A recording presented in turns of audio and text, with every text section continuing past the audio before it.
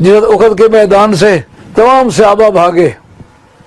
ये बेअदबी का कलमा हो तो मैं तौबा करता हूँ अल्लाह की बारगाह में, लेकिन ये बात हज़रत इमाम अहमद इब्न खंबल रज़ियल्लाहु अन्हु ने फ़ज़ाइल सहाबा में लिखी है। राविया इसकी हज़रत सैयदा आयशा तैयबा ताहिरा हैं। अगर ये कोई गुनाह की बात होती तो वो कभी ना लिखते, और अगर ये कोई बेअदबी की बात होती सैयदा आयशा कभी उसको रवायत न करती।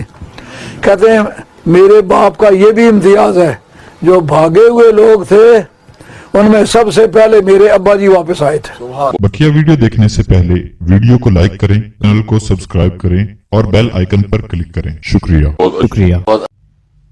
औज़ुबिल्लाहिमिनश्शैतानिर्रजीम बिस्मिल्लाहिर्रहमानिर्रहीम। नाज़रीन, पीर अब्दुल कादिर साहब का एक क्लिप मेरी नज़र से गुजरा और उनके एक पहले क्लिप बाग़ फ़िदक पर उन्होंने एक बात की थी, तो मैंने तफ़सीलन अल्हम्दुलिल्लाह गुफ्तगू की उस पर।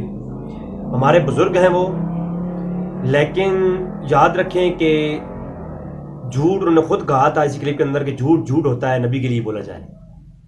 तो मैं उन्हीं की बात को कर रहा हूँ कि झूठ झूठ होता है वो किसी के लिए बोला जाए। तो आज आप तफसीली गुफ्तगू समाअत फरमाएंगे। जंग ओहद में सहाबा इकराम भाग गए थे और उनमें अबू बकर और उमर भी मौजूद थे, और वापस लौटने वालों में से अबू बकर कहते हैं कि मेरा ये एजाज़ है कि मैं वापस लौटने वालों में से सबसे पहले मैं आया था। और जब मैंने आगे देखा तो हज़रत अली जो है वो लड़ रहे थे।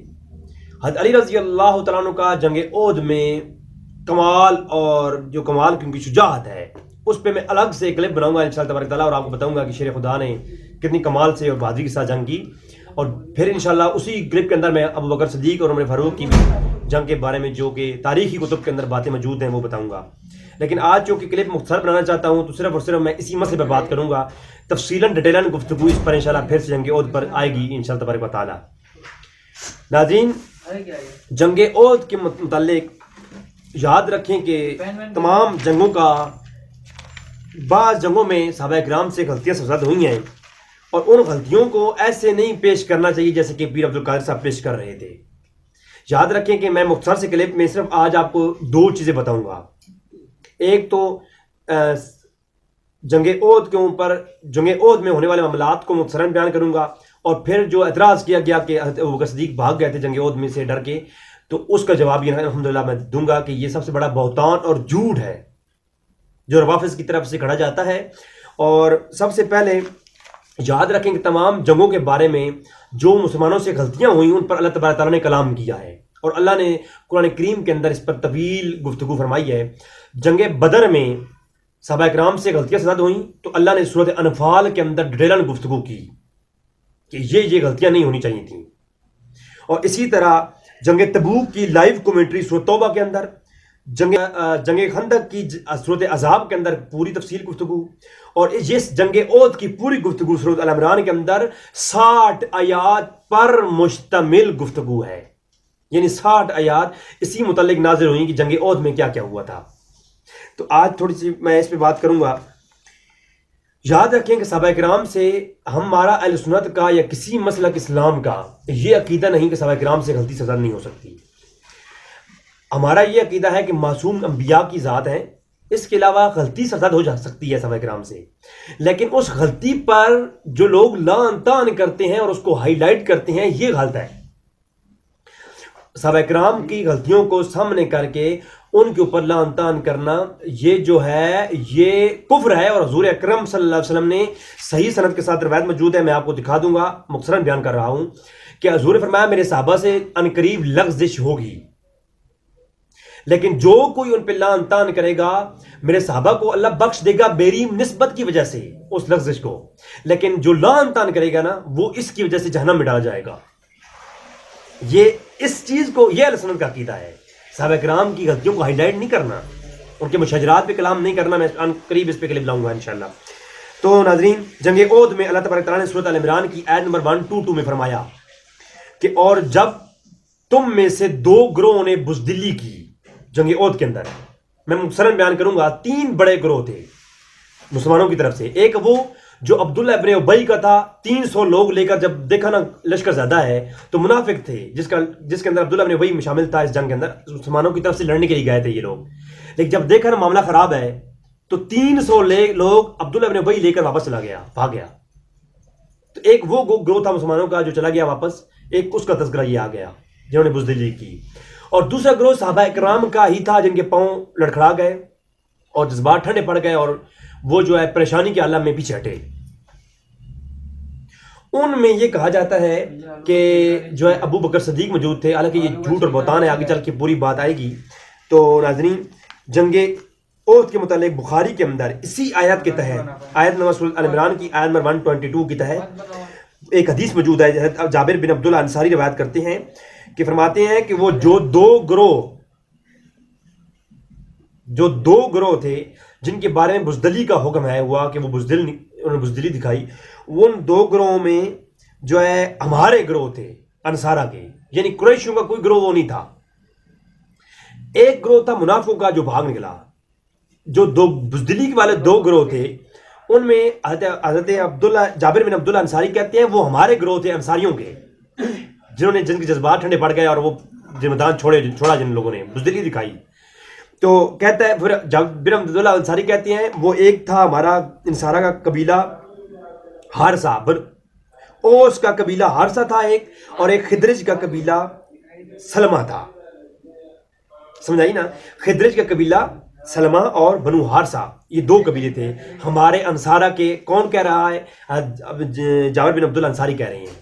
लेकिन अब जाबिर बिन अब्दुल्ला अंसारी कहते हैं मुझे अफसोस नहीं है कि अल्लाह ने हमें बुज़दिल कहा है, मुझे खुशी इस बात की है कि अल्लाह ने यह कहा कि अल्लाह उनका पुष्ट बना है।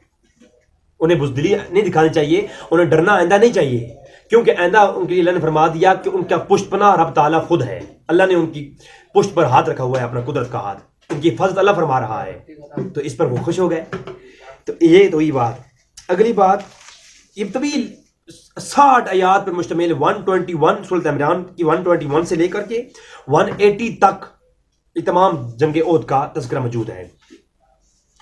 अब जो है सूरत जो इस मुतालिक थोड़ी सी गुफ्तगू में कर लूँ, 152 अहले सुन्नत का मैंने पहले बताया कि ये अकीदा हरगिज़ नहीं है कि सहाबा किराम मासूम होते हैं, उनसे गलती सदद हो सकती है लेकिन उनको हाईलाइट नहीं कर सकते। कुरान के अंदर सूरत इसी आल इमरान की 152 और 153 के अंदर ये तज़किरा मौजूद है जिसमें मैं आज बात करने वाला हूँ। अल्लाह ने फरमाया कि अल्लाह ने अपना वादा सच कर दिखाया था, मैं शॉर्टकट में बता रहा हूँ, और यहाँ तक कि तुमने बुज़दिली दिखाई और नंबर 1 और हुक्म रसूल भी नहीं माना, और नंबर 3 अल्लाह की नाफरमानी की। 3 चीज़ें एक साथ आई कि ऐ सहाबा किराम को अल्लाह ने फरमाया कि तुमसे गलती से ज़्यादा हुई, तुमने बुज़दिली दिखाई मैदान में और हुक्म रसूल भी नहीं माना, और अगली बात कि नाफरमानी भी की। और गलती की वजह थी क्या? सिर्फ माल गनीमत। जब तुम लोगों ने देखा तुमसे ये गलती सज़ा हो गई, तुम लोगों ने समझा कि जंग जीत गए हैं हम, तो वो मुफस्सिरीन की जब बात हो जाती है तो उस तरफ जाएंगे इंशाल्लाह, फिर बाद में मैं गुफ्तगू करूँगा इस तरफ। तो फिर अल्लाह ने इनके लिए फरमाया वलक़द अफ़ा अन्कुम, ऐ मेरे प्यारे साहबा, फिर हम तुम्हें माफ़ कर दिया गया, अल्लाह ने तुम्हें माफ़ कर दिया। जब अल्लाह ने माफ़ कर दिया उनकी गलती को, तो आज का मुसलमान को हक हासिल नहीं कि वो उस पर कलाम करे। अगर अबू बकर सदीक ही भागे होते, उन्होंने बुज़दिली दिखाई भी होती, उमर फारूक ने दिखाई होती, तो फिर भी उन पर कलाम नहीं करना। क्यों? कुरान कह रहा है कि वलक़द अफ़ा अन्कुम, कि अल्लाह ने उन्हें माफ़ फरमा दिया। जब अल्लाह ने माफ़ फरमा दिया और इसमें शक भी नहीं, वलक़द तहक़ीक़ अल्लाह ने माफ़ फरमा दिया, तो फिर किसी को क्या हक हासिल है कि वो अबू बकर उमर पे फतान करे? अगर अबू बकर उमर भागे होते, हालांकि ये बात सच नहीं है, आगे रवायात की रोशनी में पेश करूंगा, और जो अब्दुल कादिर साहब ने जुल्म किया है ना उस रवायात के साथ, वो भी पेश करूंगा मैं। अच्छा, बुखारी शरीफ के अंदर 3039 नंबर रवायत मौजूद है बुखारी की। बरा बिन आज़िब रवायत करते हैं कि हज़ूर अकरम सल्लल्लाहु अलैहि वसल्लम ने हमें फरमाया था कि तुम उस दरे के अंदर खड़े रहना, पहाड़ की उस खास जगह पर, उससे उधर से हटना नहीं। अगर हम जंग जीत भी जाएं तब भी, अगर हमारी लाशों को, यानी सहाबा किराम की लाशों को परिंदे नोच भी रहे हों तब भी। लेकिन वो मुसलमानों से गलती हुई, उन्होंने देखा कि औरतें भाग रही हैं और जंग हम जीत गए हैं, तो ये मामला देख करके वहाँ से वो लोग वापस आ गए, वो जगह खाली छोड़ दी वो पहाड़ की। और खालिद बिन वलीद उस वक्त मुसलमान को, वो इस्लाम नहीं लाया था, उन्होंने मुसलमान नहीं हुए थे, तो उन्होंने वो मौका देखा और वहाँ से वार किया और 70 से ज़्यादा सहाबा किराम शहीद हो गए। तो ये मुख्तसरन मैंने बयान कर दिया। और बुखारी मुस्लिम के अंदर ये भी मौजूद है کہ صحابہ کرام کی غلطیاں کے اوپر رب تعالیٰ جب معاف فرماتا ہے تو پھر انعام بھی فرماتا ہے. بخاری کے اندر 4274 نمبر روایت موجود ہے کہ صحابہ کرام کے بارے میں جنگ بدر میں جو صحابہ کرام سے غلطی ہوئی اور پھر اللہ نے معاف فرمایا اور کمال کر دیا. رب تعالیٰ نے فرمایا کہ میرے صحابہ تمہیں میں پروٹوکول دے رہا ہوں کہ 4274 نمبر روایت ہے بخاری کی. فرمایا میرے پیارے صحابہ تمہارے اگلے گناہ معاف کر دیے, تمہارے پچھلے گناہ معاف کر دیے, جو تم سے اب کوئی غلطی ہو بھی جائے گی وہ بھی معاف کر دی. اور اگر جنگ بدر میں صحابہ کرام جو بھی موجود تھے ان سے آئندہ کوئی غلطی ہوئی بھی ہے تو اللہ فرما رہا ہے کہ میں نے تمہیں معاف کر دیا, جو غلطی تم سے ہوگی وہ بھی معاف کر دی. تو یہ تو آلریڈی بھائی بخاری میں یہ صحیح سند روایت موجود ہے. صحابہ کرام سے اگر غلطی کوئی ہو بھی جائے تو وہ اللہ نے معاف کر دیے آلریڈی ہی. تو پھر آپ کس طرح کلام کر سکتے ہیں میرے بھائی؟ اس لیے پیر عبدالقادر صاحب سے گزارش کروں گا, پیر صاحب آپ اپنی پیری کو سنبھالیں, صحابہ کرام پہ تان کرنا چھوڑ دیں. اور مختصراً میں یہاں پر یہ بیان کر دوں 3992 نمبر بخاری کی روایت ہے. کبھی اس کو کھول کے دیکھیں نا. میں آتا ہوں اس مسئلے کی طرف, ابھی یہاں پر ختم کرنے لگا ہوں اس بات کو. آخری روایت ہے یہ کہ صحابہ کرام میں جبریل امین انسانی شکل میں آئے, آ کے حضور کے پاس پوچھا یا رسول اللہ صحابہ کرام میں افضل کون ہے؟ فرمایا جنہوں نے بدر میں شرکت ہوئی تھے وہ صحابہ کرام میں سب سے افضل ہیں, جو بدر کی جنگ میں شریک ہوئی ہے.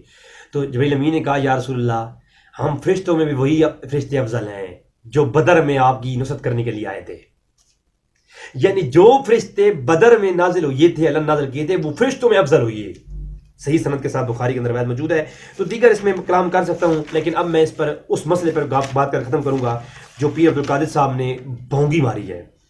وہ بھونگی یہ مارتے ہیں, کہتے ہیں جی فضائل صحابہ کے اندر امام احمد بن حنبل نے روایت کیا کہ اما عائشہ بیان کرتی ہیں کہ میرے والد ابو بکر صدیق جب بھاگے ہوئے لوگوں میں سب سے پہلے واپس لوٹ کر آئے تو انہوں نے یہ فضائل صحابہ کی روایت نمبر ہے 259. تو انہوں نے دیکھا کہ حضرت علی لڑ رہے تھے اور بھاگے ہوئے لوگوں میں ابو بکر صدیق کو یہ اعزاز حاصل ہے کہ وہ سب سے پہلے واپس آئے, اور آ کر دیکھا شجاعت کے ساتھ حضرت علی لڑ رہے تھے. ایک ہی حدیث پر 5 جھوٹ بول دیے ظالم انسان نے, ایک حدیث پر 5 جھوٹ. پہلی بات بھاگے ہوئے لوگوں میں سے, دوسری بات جب واپس لوٹ کر آئے یہ ان کو اعزاز حاصل ہے کہ وہ بھاگی لوگوں میں سے ابو بکر صدیق تھے. پھر تیسری بات کہ جو ہے ایک آدمی لڑ رہا تھا اور وہ شجاعت کے ساتھ لڑ رہا تھا اور وہ حضرت علی رضی اللہ عنہ تھے اور حضور کے ساتھ لڑ رہے تھے. ایک حدیث پر اتنے جھوٹ. خدا را اللہ سے ڈریں. حضور اکرم صلی اللہ علیہ وسلم فرمایا جس نے مجھ پہ جھوٹ باندھا وہ اپنا ٹھکانہ جہنم میں بنا لے. میں حدیث آپ کو دکھا رہا ہوں, آپ دیکھیں کہ ابو بکر صدیق جو ہے, حدیث کے لفظ سنیں, عائشہ فرماتی ہیں فی اولا من فعل یوم, فی اولا من فعل یوم الاحد فرأیت رجلا مع رسول اللہ صلی اللہ علیہ وسلم. ابو بکر صدیق فرماتے ہیں جب میں حضور کے پاس آیا, کب؟ فعل یوم, جو ہے جس دن ہم نے وعدہ سچ کر دکھایا تھا, احد کے دن. اب وعدہ سچ کر دکھانے کے بعد میں جب آیا کس کے پاس؟ رسول وسلم کے پاس, تو میں نے دیکھا فارئی تو مع رجلا, ایک شخص حضور کے ساتھ لڑ رہا تھا, حضور کے ساتھ کھڑا حضور کی حفاظت کر رہا تھا. اب حضور صدیق فرماتے ہیں جب ہم جنگ ختم کی ہم نے اور ہم نے جنگ کو جیت کر دکھایا اور جنگ ختم کرنے کے بعد میں حضور کی طرف آیا. لفظ سنیں حدیث کے کہ فعل یوم الاحد, کہ ہم نے احد کے دن جب اپنا وعدہ سچ کر دکھایا تو ہم آئے لوٹ کر, یعنی جنگ ختم کرنے کے بعد آئے حضور کی طرف جہاں حضور موجود تھے, تو دیکھا ایک شخص حضور کے ساتھ کھڑا حضور کی حفاظت کے لیے لڑ رہا تھا. اب اس کی آگے ڈیل آئے گی, یہاں حدیث اتنی موجود ہے, کہاں نہ حضرت علی کا نام ہے اور نہ یہ نام ہے کہ وہ بھاگے ہوئے لوگوں میں سے آئے. اور دوسری بات یہ ہے یہ حدیث اس جس میں کوئی قباحت نہیں ہے ایسی, لیکن اس حدیث کے اندر کوئی علت نہ ہونے کے باوجود بھی تو وہ بھاگے ہوئے لوگوں میں سے نہیں تھے. اس حدیث کے اندر کوئی ظاہراً کوئی قباحت بھی نہیں ہے, لیکن میں پھر بھی بتا رہا ہوں اصول محدثین پر یہ حدیث ضعیف ہے. میں جو آپ اسکین دکھا رہا ہوں اس کے نیچے آپ دیکھ سکتے ہیں کہ تخریج کرنے والے نے لکھ دیا ضعیف ہے. اور اس کے علاوہ یہ جناب قاری مفتی پیر صاحب کو تو پتہ ہی نہیں ہے نا, یہ روایت صرف ذیل سبب میں نہیں ہے, یہ روایت ابن حبان کے اندر موجود ہے اور یہ دلائل النبوہ کے اندر موجود ہے, مستدرک علی الصحیحین کے اندر موجود ہے اور ہدایت الاولیاء کے اندر موجود ہے اور دیگر کتب روایت کے اندر نسائی کے اندر یہ موجود ہے روایت مختلف طرق کے ساتھ. تو اس کا مرکزی راوی ایک ہی ہے, اسحاق بن یحییٰ بن طلحہ.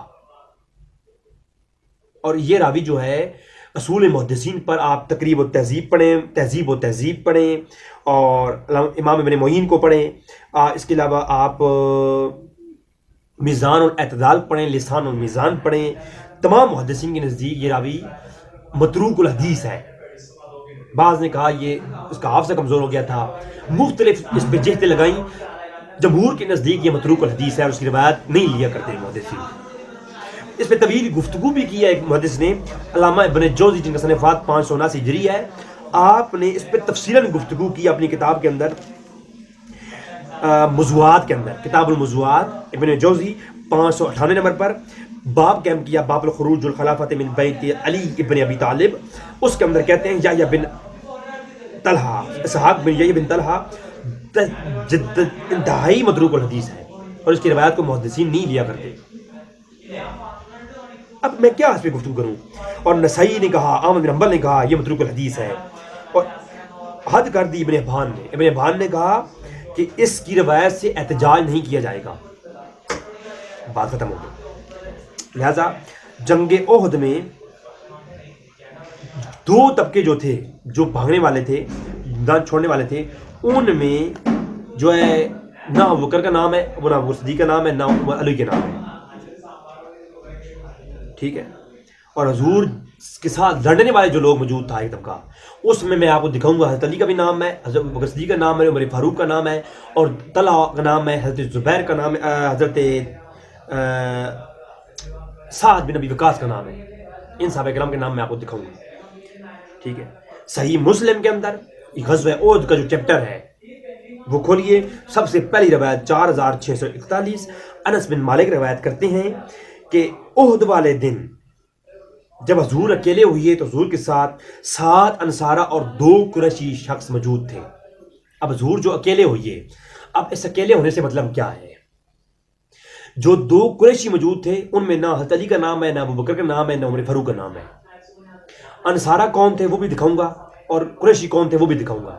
لیکن جب حضور اکیلے ہوئے, اس سے مراد ہرگز یہ نہیں کہ حضور اکیلے رہ گئے اور 7 آدمی رہ گئے جنگ کرنے والے. تو کیا حضور کو ملا کے ٹوٹل 8 شخص تھے جو جنگ کر رہے تھے اور اتنی کو شکست دے دی؟ صرف 8 شخص تھے جو حضور کے ساتھ رہ گئے, اور جنگ جو ہے جو لوگ شہید کرنے آئے تھے حضور کو, انہوں نے شہید بھی نہیں کیا اور چلے گئے واپس. یعنی اتنے لوگ تو تھے کہ جنہوں نے جنگ کو روک رکھا تھا, اور زخمی ہونے کے باوجود سفیان جو ہے وہ لے گیا اپنا قافلہ واپس. اس کا مطلب ہے کچھ لوگ لڑنے والے تو موجود تھے نا حضور کے ساتھ, تو ان لڑنے والوں میں جو لوگ موجود تھے ان کے نام بھی بتاؤں گا, اور جو یہ لوگ موجود تھے یہ بتاؤں گا. حضور ایک چٹان کی طرف گئے, جنگ جہاں ہو رہی تھی وہاں سے حضور کو نکال کے لے جا کر حضرت طلحہ اور سعد بن ابی وقاص نے ایک اور جگہ پہ کھڑا کیا. یا رسول اللہ آپ اس طرف رہیں, اس طرف جو ہے آپ کی حفاظت ہم فرمائیں گے. تو حضور ایک پہاڑ کی ایک چٹان پر حضور جا کر کے تشریف فرما ہوئی, اور وہاں پر حضور جنگ کر رہے تھے, اور وہاں پر حضور کے ساتھ 7 صحابی تھے, 7 صحابی انصاری تھے اور 2 قریشی موجود تھے. آگے چل کے میں مختصراً بیان کر دیا, یہ موجود ہے. پھر بخاری کے اندر 4061, 4062 اور 3722 نمبر روایت ابو سفیان راوی روایت کرتے ہیں کہ وہ 2 قریشی جو صحابی حضور کے ساتھ موجود تھے, پوری روایت یہ موجود ہے کہ وہ تھے ایک حضرت طلحہ, اور طلحہ بیان کرتے ہیں کہ وہ ہم دونوں تھے, ایک طلحہ اور ایک سعد بن ابی وقاص رضی اللہ تعالیٰ عنہ. جو 2 قریشی شخص تھے وہ کون تھے؟ ان روایات میں موجود ہے کہ وہ کون تھے, سعد بن ابی وقاص اور طلحہ رضی اللہ تعالیٰ عنہ. اور ترمذی کے اندر کتاب الجہاد کے اندر ڈیٹیلن گفتگو موجود آئی, 1692 نمبر روایت ترمذی کے اندر. حضرت طلحہ حضور کو زخمی حالت میں اپنے کاندھوں پر رکھا, حضور کو اٹھایا زخمی حالت میں, حضور شدید زخمی ہو گئے تھے, اور حضور کو حضرت طلحہ پہاڑ کی اس چٹان کی سے اوپر لے گئے, ایک محفوظ جگہ پر پہاڑ کے اوپر لے گئے, اور حضور نے وہاں جا کر طلحہ کو دعا دی, اے طلحہ تم نے آج اپنے اوپر جنت حلال کر لی ہے, تم نے جنت اپنے اوپر حلال کر لی ہے. تو بخاری اور مسلم کے اندر جو ہے دیگر روایات بھی موجود ہیں اس طرح کی کہ حضرت سعد کو حضور آواز دیتے تھے. بخاری کے اندر ایک روایت موجود ہے جس میں حضور سعد کو آواز دیتے رہے, اے سعد تیر پھینک, اے سعد تیر پھینک. یہ جنگ کے اندر حضرت سعد کو بار بار حضور کہتے میرے والدین تم پہ سعد قربان ہو جائیں, تیر پھینک, کافروں کو تیر مار, کافروں کو 3 مار. یہ حضور جنگ خود کرتے بھی رہے اور پھر بدی یہ سعد کا حوصلہ بڑھانے کے لیے کہتے رہے اے سعد تجھ میرے والدین قربان ہو تو تیر پھینک. اور سعد تیر پھینکتے تو کتنے تو تیر پھینک. تو حضرت سعد کو جب یہ کہتے تو سعد تیر پھینکتے تو کئی جو ہے نا کافر وہاں سے جہنم ہو جاتے. اور طبقات بن سعد کے اندر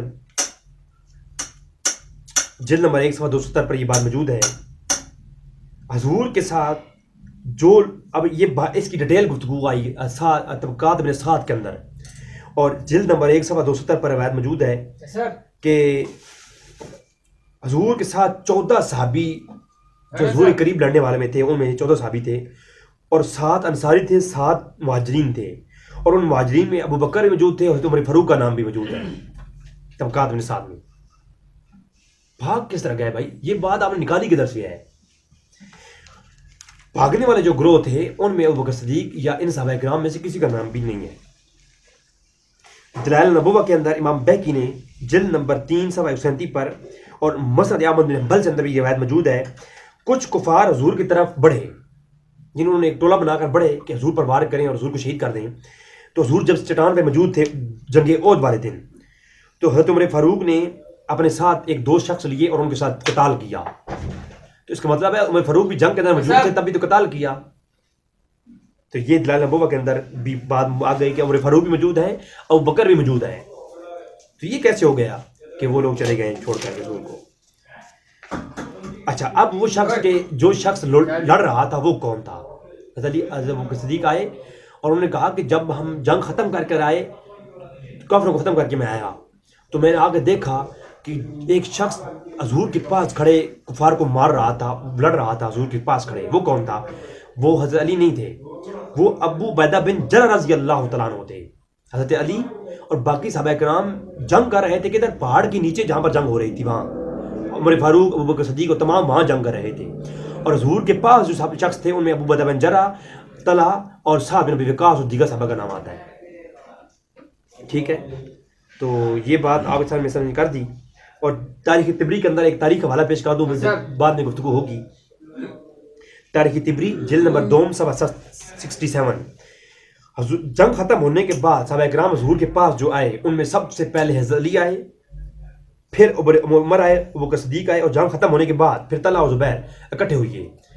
تو اگر آپ مطلب یہ لیتے ہیں کہ جو لوگ شخص واپس آئے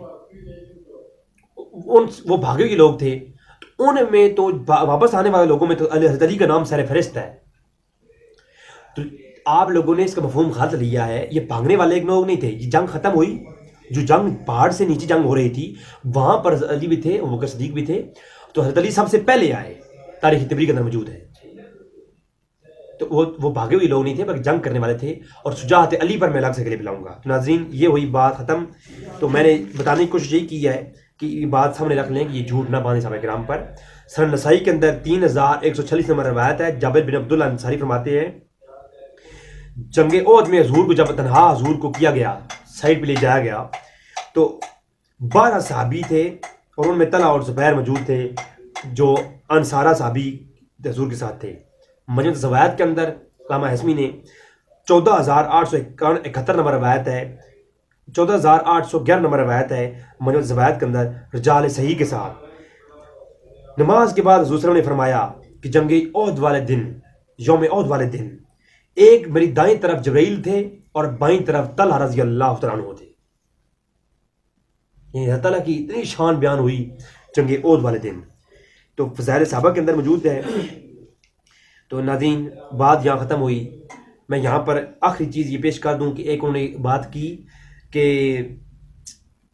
علامہ قندوزی کی کتاب جنابیہ مودہ کے اندر موجود ہے کہ حضرت علی کا اثبات قدم دکھانا جنگ احد میں امت کی اعمال سے افضل ہے. اس میں کوئی شک نہیں. یہ بات میں اپنے جو عشق ہے میرا آل بیت سے, اس میں یہ میں کہتا ہوں کہ حضرت علی کا اثبات قدم دکھانا جنگ احد میں یا کسی جنگ میں بھی وہ امت کے اعمال سے افضل ہے. اسی طرح ابو بکر صدیق کا بھی, عمر فاروق کا بھی اور تمام صحابہ کا بھی. لیکن یاد ذریعہ علی شیعت تصنیف شیعہ, یہ کتاب لکھی شیعوں نے, اس کے اندر انہوں نے صاف لکھ دیا کہ علامہ قندوزی کتاب جنابیہ مودہ شیعہ کی معتبر کتاب ہے. شیعہ کی معتبر کتاب ہے، اور دیگر علماء نے بھی شیعہ نے لکھا کہ شیعہ کی معتبر کتاب ہے جنابی مودہ، لہذا یہ جھوٹ نہ باندھے کہ سنیوں کی کتاب ہے، سنیوں کی کتاب یہ نہیں ہے۔ ہاں شیعوں نے لکھ دیا ہے تو کوئی ایسی بات نہیں ہے، اور یہ تو ایمان لانے والی بات ہے، اس میں کوئی بری بات نہیں ہے، کباہت والی بات نہیں ہے۔ تو ناظرین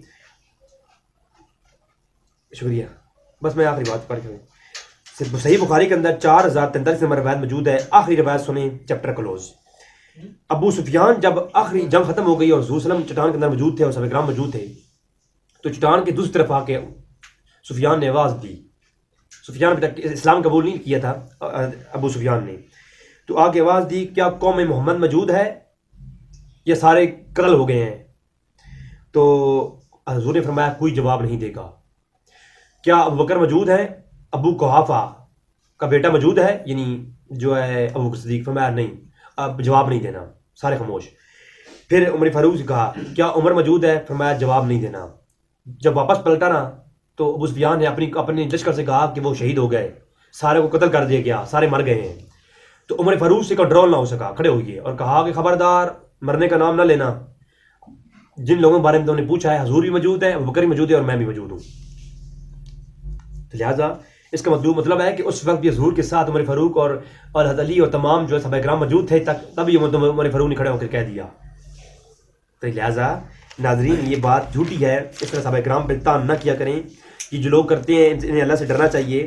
اور اگر فضائل صحابہ کی بات ماننی ہے، پیر صاحب کے لیے پھکی دینے لگا ہوں، اگر فضائل صحابہ کی بات ماننی ہے نا تو اس کو مان لو۔ فضائل صحابہ کی روایت نمبر 49 ہے، جو بندہ علی نے فرمایا جو بندہ افضل جو مجھے مانے افضل ابو بکر و عمر سے، میں اسے 80 کوڑے لگانے کی سزا دیتا ہوں۔